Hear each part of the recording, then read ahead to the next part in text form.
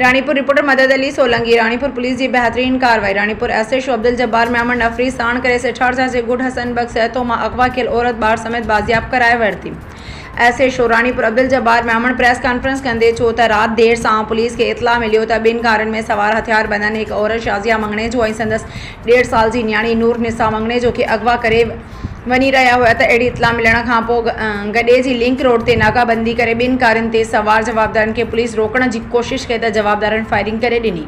Police पारां जवाबी firing खां पोइ जवाबदार फरार थियण की कोशिश कई त पुलिस नव जवाबदार गुलाम अब्बास मंगने जो, इशफाक मंगने जो, सन्नाउल्ला भट्टी, खुदाबख्श मंगने जो, हलीम मंगने जो, बख्त कलोड़ो हलीमुल्ला मंगने जो, मूसा हरिया के गिरफ्तार करे एक औरत शाजिया मंगने जो संदस न्याणी नूर निसा मंगने जो के बाजियाब कराए वरतो है। गिरफ्तार जवाबदारन के कब्जे में वकलाशिन को पई गोलियों बकारूं हथ कई वयूं आहिनि। जवाबदारन खिलाफ सरकार जी फरियाद ते केस दाख़िल कियो वियो। बाजियाब करायल औरत संदस न्याणी के अॼु कोर्ट में पेश कियो वेंदो।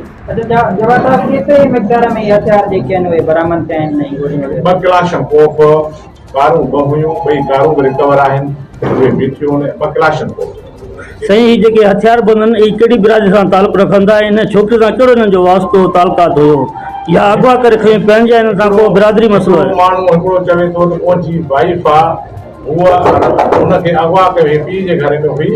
बहरहाल हिनखे ज़बरदस्ती जेकॾहिं हुनजो मुड़ुसु हुयो त हुनखे कंहिं तरीक़े सां वठी वञा, हीअ हथियार बंद वठी उन्हनि जे हथ फायरिंग करे उन्हनि खे धक हणी ऐं उतां बिन कारण ते खणी अगवा कयूं अचनि था। आहिनि ॿई कम्यूनिटी माना मसाता मंगने जा। अच्छा, ऐं माना अगवा लाश किथां ॼाण ये तकरीबन जे अक्सरियत तालुको सूबे जो सही अगवा करण में हिन अदी जो मुड़ुस भी शामिल आहे? जी है। ठीक ठीक। टोटल घणा आहिनि माण्हू?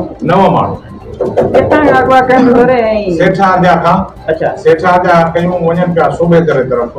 लिंक रोड आहे पंहिंजो जेको लॻे थो गॾे जी खे असां नाकाबंदी कईसीं गॾे जी वटि, असांखे गॾे जी वटि उतां